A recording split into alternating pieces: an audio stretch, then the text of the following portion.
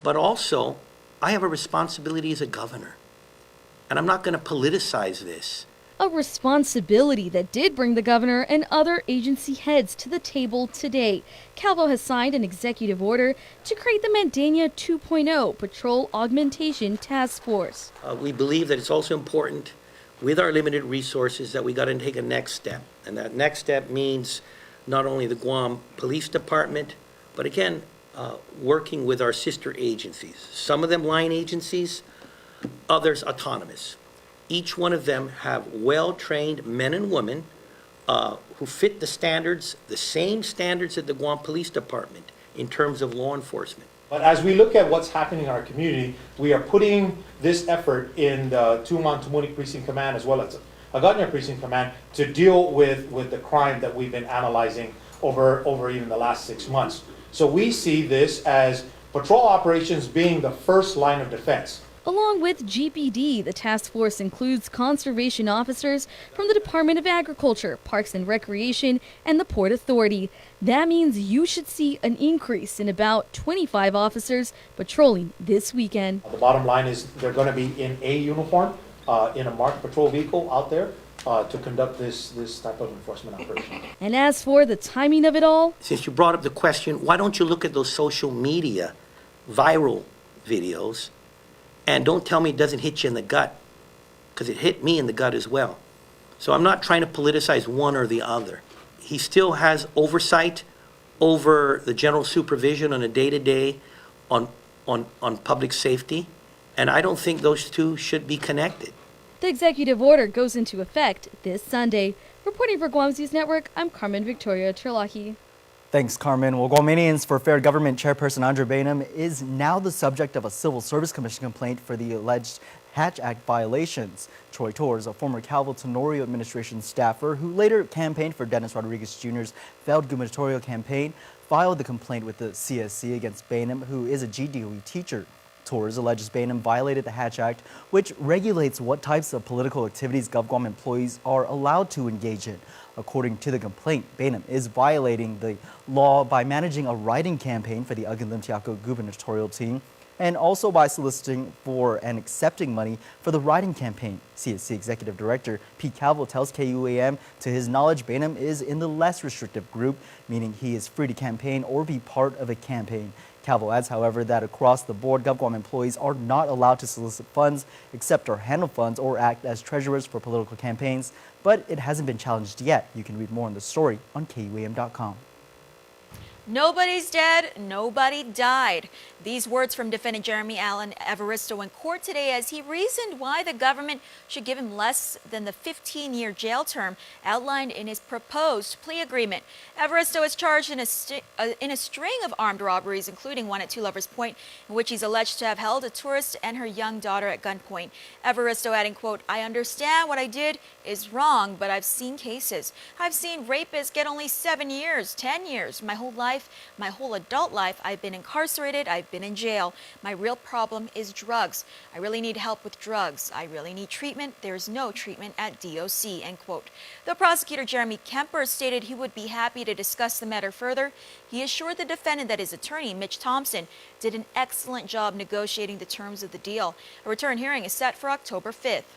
Defense for GPD officer James Norbert Munoz says they don't want nurses from Healing Hearts to take the stand. Last year, Munoz, who has been on the force for 18 years, was charged with multiple counts of both first and second-degree criminal sexual conduct, all as first-degree felonies. His 11-year-old accuser reported the abuse spanned over a month and included digital penetration. According to the prosecution, they want the nurses to explain for jurors that sexual abuse cases involve more than physical injury. According to the defense, the alleged victim has told the AG's office not once but twice that she lied about the whole thing. A hearing on the motion was held this afternoon. Mediation talks end today for the 180-plus clergy sexual abuse lawsuits, hoping to settle out of court. Though he couldn't provide the details, plaintiff's attorney David Lujan told KUAM on Friday afternoon, quote, "We didn't reach settlement, but we're still talking, end quote. The Lujan and Wolf firm represents the majority of the plaintiffs who filed civil suit alleging they were sexually molested by Guam priests, Capuchin brothers, and other members of the Archdiocese of Guinaian, including Catholic school staffers. As reported, mediation talks started on Monday. Though the times and locations were kept secret, the church confirmed they were participating in mediation. In the joint status hearing last week, all parties appeared optimistic about settlement out of court. A return hearing is set for November 8th. The CLTC is ready to get back to issuing leases for those still waiting for land. But they first need to tighten up the rules and regulations. That's right, Chris. That's so we don't run into what we saw earlier this year and what appeared to be an apparent land scam and people being skipped over on the waiting list. The ratification of more than 2,000 Chamorro land trust leases was one hurdle. It means that they're holding a valid commission-approved lease. As we reported, the commission voted on Thursday to ratify the leases deemed voidable and have them acknowledged and confirmed over at the legislature. The issue coming up earlier this year after it appeared multiple people waiting for land since 1995 were being skipped over on the list. CLTC Chair Pico Farron argues the commission is in no way sweeping what happened under the rug. That's absolutely not what our actions have done. But, you know, when Barragata Heights, the controversy began, and we, in the last 4 months, have done extensive research and really analysis of how the Barragata Heights leasing happened the way it did. From our findings, we realized that Barragata Heights happened the way it did because there were systemic flaws in the policies that were carried out. Issues at Land Trust after a major internal policy flaw that was never set at the commission level. The policy put out several years back allowed for anyone who applied in 1995 to get land right away. The list that we're working with is 23 years old. I would say in our review of the list of people that have been bypassed, they were skipped for several reasons. One of the main reasons was we can't get in touch with them. And we've tried getting in touch with them since 2009. The second reason is if you actually look at our list of people that have been bypassed, we've offered properties to these individuals and they've declined it. What the commission failed to do or realize at that time, and also legal counsel failed to realize at that time, was that we didn't let everybody know. We didn't publish it. We didn't say, hey, if you're a 1995 CLTC applicant, come in, we're ready for you. And that is where we failed, because then that policy became a word of mouth policy, right? And that's why you see people that know people that work there ended up getting leases because the people that work there would tell them. The fix, Farron says, isn't to take back the leases of those already given land. They're also 1995 applicants, so they've been waiting just as long. But they will have to make changes to the current rules and regulations and work with their legislative oversight chair to ensure the problem doesn't happen again. The CLTC is set to meet in early October to make those updates to the rules and regs. Farron says she hopes the entire process is done by November at the latest, so they can get back to getting land to others still waiting. A large chunk of tax refunds are being printed today. The administration says 15,000 checks will be sent out on Monday. That's about $35 million worth that could be heading your way. This covers those who file tax returns error-free through April 3rd. Officials say a second batch of refunds will be processed and sent out soon after. Yeah, so get ready to check those mailboxes. Go to the post office. Well, stick around for more news here on Prime Time. Coming up, details on the soggy weekend. Meteorologists say we are expected to have that story right after the break. Keep it here. There are more ways to experience Guam via KUAM News, giving you what you want, when you want, and how you want it. From smart devices, Alexa, what's in the news? Here's your flash briefing. Over the web, on mobile, on streaming platforms, with immersive, interactive formats, and via social media where it's more than just content, it's conversation. More ways to keep you informed and entertained whenever you want it, wherever you are, on whatever device you're using.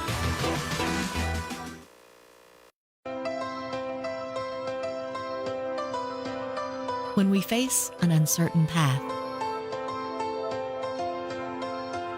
when we struggle with life's challenges, and when the unexpected happens. It's a beautiful day. We rely on the people we trust, it's a beautiful, who we can always count on, and the ones who give us the most care throughout the years. Rely on Calvo's Select Care to give you the comfort and security you need wherever you are. GovGuam employees, retirees, and survivors, enroll today.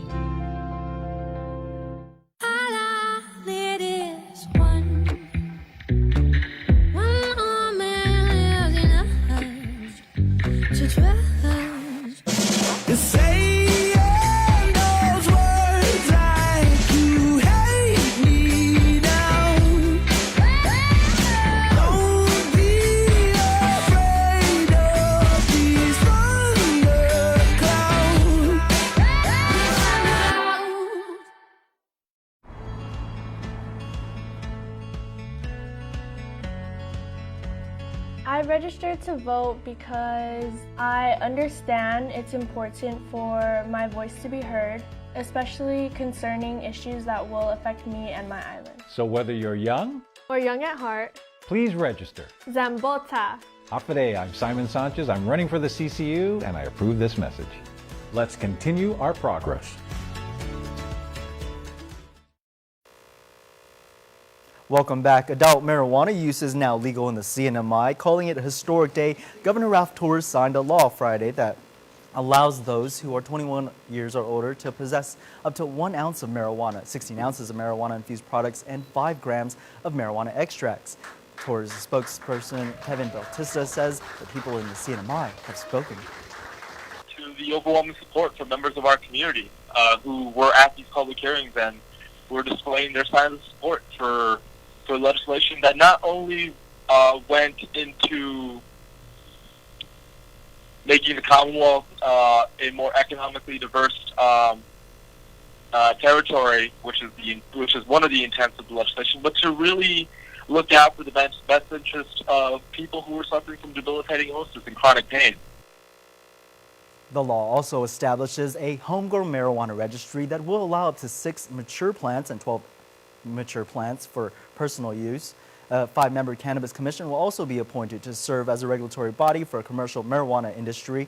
According to the news release from Washington, D.C.-based Marijuana Policy Project, 8 states have adopted laws legalizing marijuana for adult use. The CNMI is the first U.S. territory to do so. The Consolidated Commission on Utilities is set to vote next week on a proposed new method of computing rates for solar power users. In a meeting on Thursday, the CCU discussed a resolution to replace the current net metering credit with the value of solar policy. The NEM rate is for excess renewable energy fed into the GPA system by rooftop solar energy producers. But GPA contends that regular customers are subsidizing NEM customers, and this year alone it grew to $3.4 million. GPA's recommendation is to phase in the migration to an avoided cost and eliminate the subsidy to net meter customers in 5 years. GPA is also proposing to grandfather the existing 1,700 NEM customers to allow them to recover their system investments. The plan must still be approved by the Public Utilities Commission. Well, you might want to cancel those outdoor plans this weekend and get those umbrellas ready. A tropical disturbance picking up wind just a week after Typhoon Mangkhut and dropping some heavy rainfall in the Marianas. The upside, NWS's Landon Adlet says the disturbance is heading north and poses no threat to the island. Any intensification of 28W will occur after it's moved farther away from the Marianas, so that's the good news for us. However, we do expect the gusty winds across the CNMI and also heavy rainfall potential over the island for the next couple days.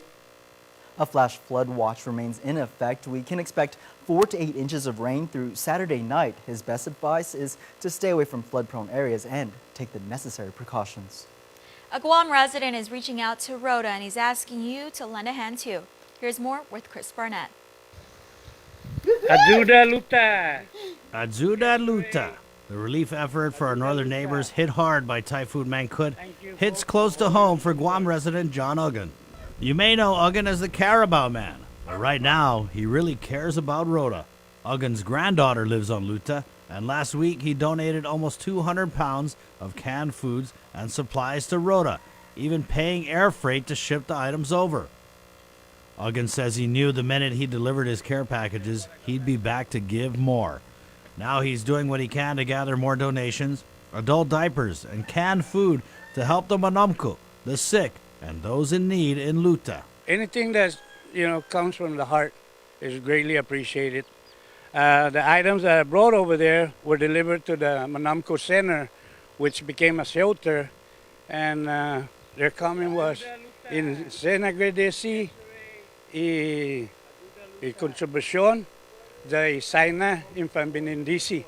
Means they really appreciate the donation and that our faith in God is blessed upon you guys. Uggan has partnered with the Chamorro Village. You can find him there Wednesdays at the night market, and donations can be dropped off there at the Chamorro Village Management Office.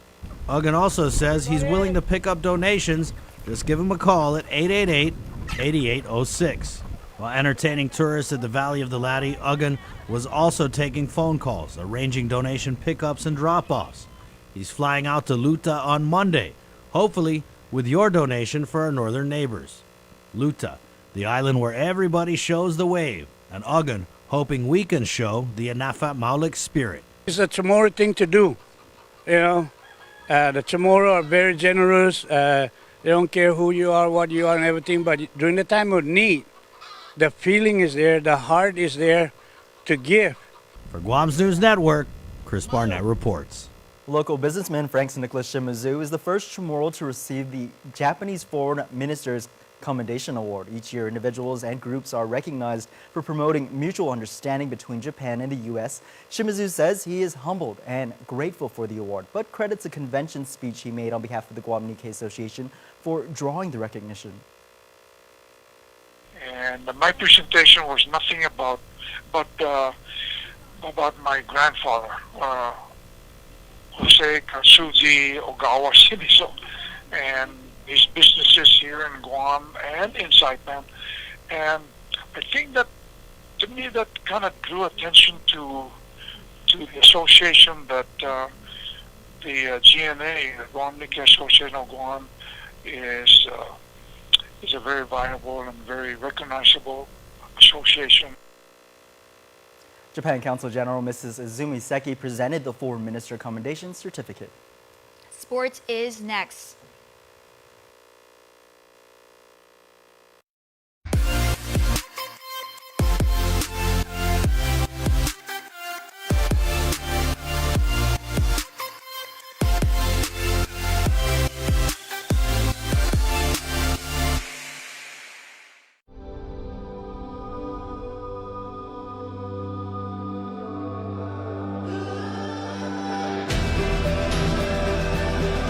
It's just amazing to see the marathon grow year after year. This is the 6th year and it keeps getting bigger and better.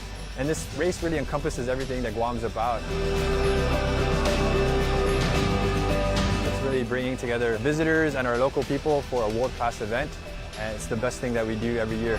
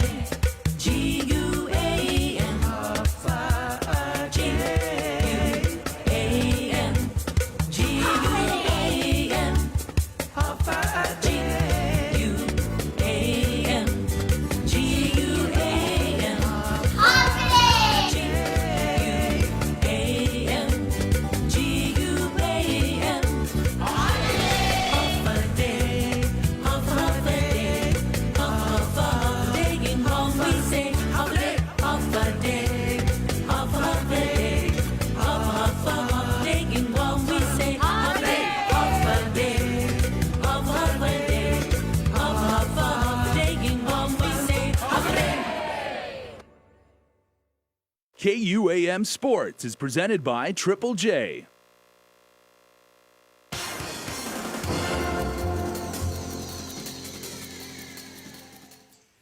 What's up, Guam? Dave Delgado here for KUAM Sports. Thanks for watching. I have some programming news on Monday's NFL games. I'll get to those in just a bit. But first off, your Darrento Athlete of the Week. Check it out.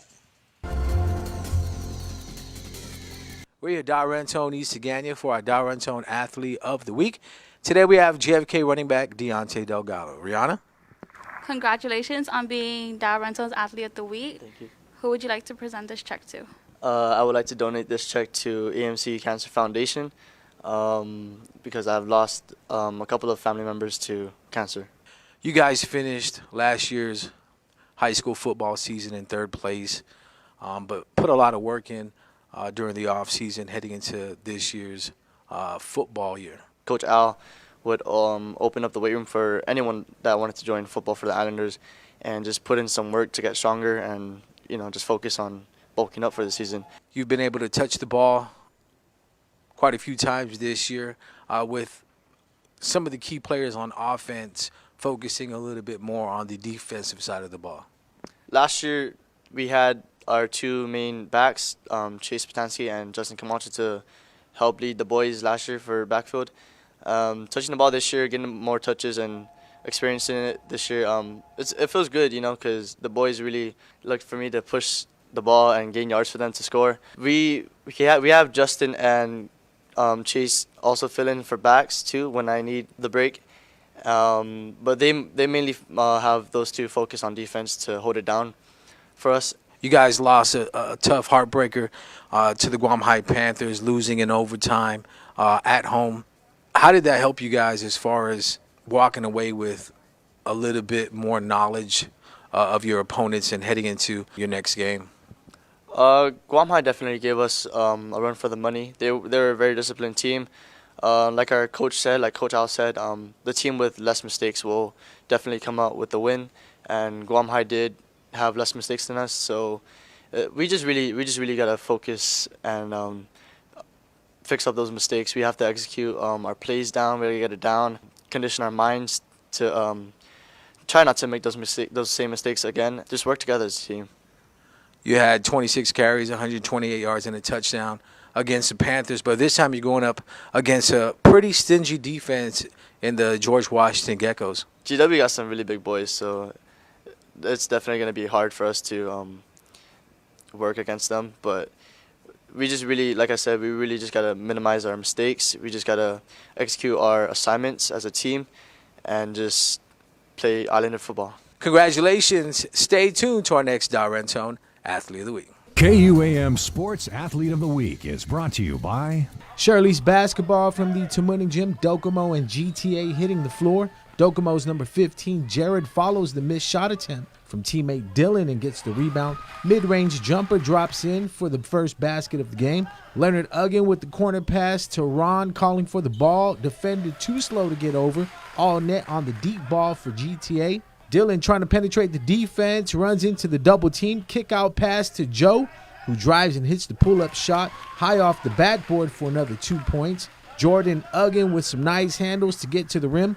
Uggan with the tough shot in between two defenders gets it to go for the basket. Docomo with the win, 51-48. Andrew working hard to get the score. Drives baseline, tries to dish the ball off, comes up with the deflected pass and goes right up for the last bucket here in his team's win. All right, now for your programming news, NFL football on the stations of KUAM. The early game on CBS KUAM TV 11 is the Buffalo Bills at the Minnesota Vikings. Keep it locked to KUAM and change the channel over to KUAM TV 8 for some NFL on NBC. The Patriots